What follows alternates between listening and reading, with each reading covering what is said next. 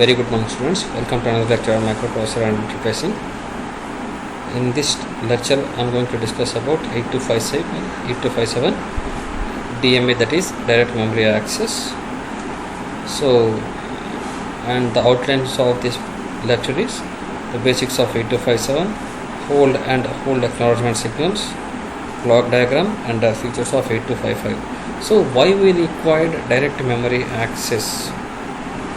So, for example, if we are dealing with the processor, if a mediator is there between you and me, for example, I am preparing this video lecture from my home. So, in order to receive or to view this video in your mobile or in your laptop or a system, you need to wait. So that means I have to record this one and I have to upload this video. After that, you have to again log into your CPU and you have to access this. After that, only you are going to view this video. So it is a lengthy process. So in order to avoid this lengthy process, when we are dealing the same lecture in the class, then this much delay will be not there. So dealing the students in the classroom is nothing but direct memory access, okay, rather than listening to the videos which are uploaded in the website. So coming to that, in the same sense, whenever data is being transmitted from IO devices to memory or any other peripherals, it has to interact with the memory device, and the data or the process is very long. So instead of that, if you interact directly with the person or with the memory what you want to send, or with the memory what you have to receive, or what you have to share with other devices.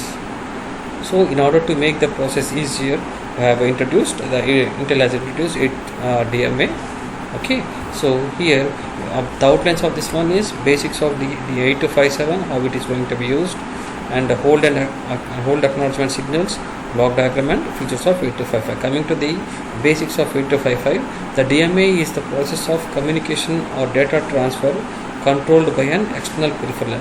Here this device is an external peripheral which is connected to the 8086 or 8085 microprocessor.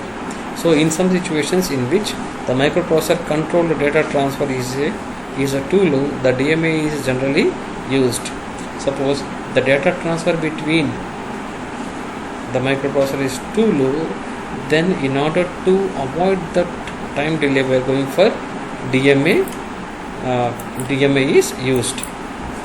Okay, so for example, here they have seen that they have given that a floppy drive which is connected to an input-output port wants to transfer data to the memory. The following steps are to be followed. That means we need to insert the floppy drive, and it has to detect the floppy drive, and CPU has to detect the floppy drive. Then it has to read the data which is present in the floppy drive. Then it has to write the same content into the memory. This will take a long time, so long delay. So in order to avoid that delay, we are going for this type of DMAs. So DMA is generally used in order to avoid the delays. So coming to the hold signal and hold acknowledgement signal. So hold signal is nothing but it is an active high signal to the microprocessor, that is 8085, whether it may be 8085 or it may be 8086. Is an active high signal, and another master is representing the use of address and the data buses. That means here we can say that it is a CPU is a master. CPU is the master, and see here another master is representing the use of address and data buses. Here, whenever we are connecting with external devices, they are going to access or they are going to act as master. Suppose if this whole signal is connected to the microprocessor, then whenever this interrupt is being given to the microprocessor, and if it says that hold or whenever it accepts this hold signal and gives an hold acknowledgement, that means the microprocessor is handovering all the data and address transfer buses to the external devices. That means the external devices or 8255 is now master and the CPU is now slave.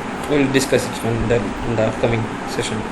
After hold signal received by the microprocessor, it relinquishes the buses in the following machine cycles. As I have told you that after receiving the hold signal, okay, see here, all the buses are tri-stated. A HLDA signal is sent out. What is the meaning of tri-state? As we have already seen that for a microprocessor there are 4 clock cycles, T1, T2, T3, T4. In between T3 and T4 we have wait state.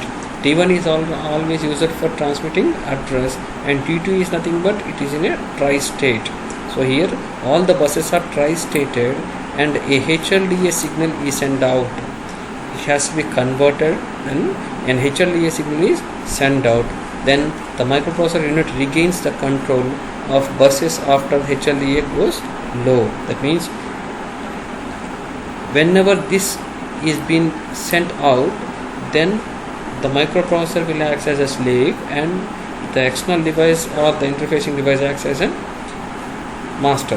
After receiving a low signal on this HLDA, then the microprocessor regains its original state and it becomes as a master. See here, HLDA signal. This is an active signal, an active high signal by CPU indicating that microprocessor unit is relinquishing to the control of buses. That means whenever this signal is been given, okay, when this is an active high signal by the CPU indicating that the microprocessor unit is relinquishing the control buses. Whenever this one is high, then the microprocessor again regains its original state. See here, there are features of 8255, 8257 here. So it has 4 channels and it and can be used over 4 IO devices. That means an 8255 is having, see here, 8255 is having 4 channels, 1, 2, 3, 4 channels, and this can be used as a 4 IO devices. Each channel has 16-bit and 16-bit address and 14-bit counters. Each channel can transfer up to 64 KB of data. Here this is the architecture of block diagram of 8257. Here each channel is having 64-bit address and count registers, 64-bit address registers and 14 count registers, and it can transmit up to 64 KB of data. Each channel can be programmed independently, okay, and each channel can perform read transfer, write transfer and verify transfer. Here it is only transferring the data, that is reading or writing the data and verifying the operation, but it is not converting any data to another form. Okay, it generates a mark signal to the peripheral device that 128 bytes to be transferred. After transferring of 128 bytes of data, it sends a mark signal so that, okay, the limit has been completed, stop. Okay, it requires a single phase lock, and its frequency is range between 250 Hz to 3 megahertz. Okay, and it operates in 2 modes, that is master mode and slave mode. Coming to the block diagram of 8257, as I have already told you that there are 4 channels. Each channel is having 16-bit address mode and 16-bit address and 4 counter registers, 14 counter registers. See here, DRQ, data request Q naught, DAC naught, data acknowledgement. See, whenever this channel sends a request to the CPU through this, and after requesting or after accepting, this part is connected to the CPU. Okay, this is external device, and whenever a request is being sent to the CPU through the internal bus, and if it accepts the request which is sent by this channel, then it sends an acknowledgement, then it sends an acknowledgement, and then this will transfers the data. Here we have here we have 4 channels.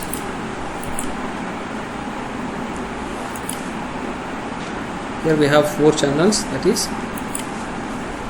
first channel 0, channel 1 and channel 2.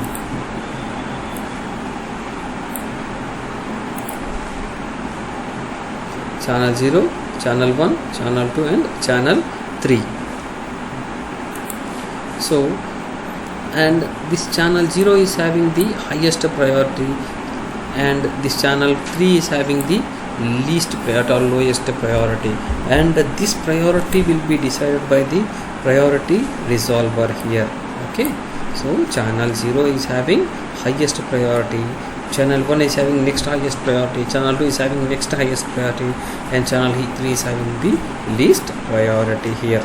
So here he data request Q0, data request Q1, data request Q2, data request Q3. That means that these 4 channels, after sending that request, if the processor is ready to accept its request, then it gives an acknowledgement to individually. That means, see here we are it is programmed individually, so they are sending the request individually, and after accepting the request they are having individual acknowledgements here.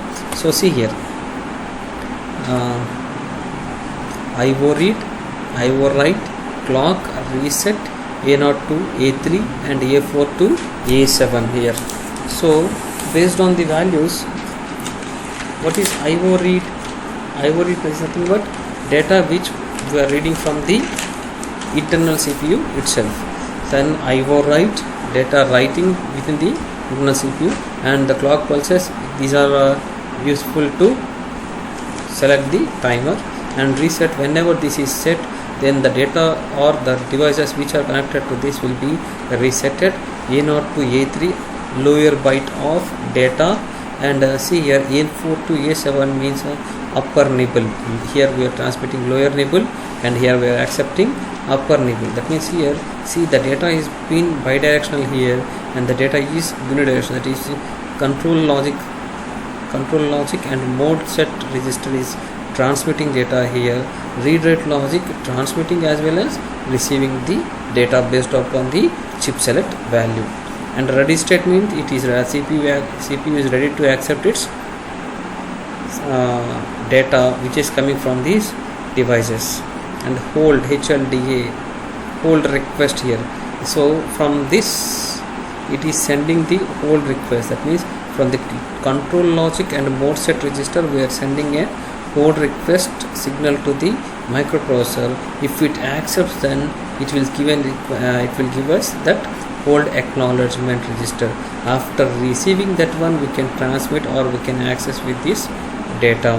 And memory write have, after this, the data which is stored or the data which is sent from this channel will be stored here, and the data is being written into the memory.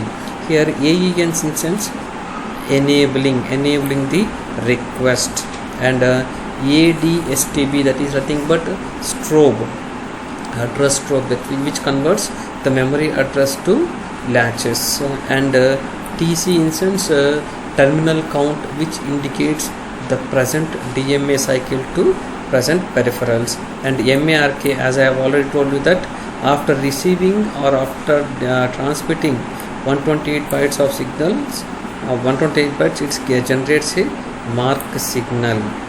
Okay, so depending upon the priorities.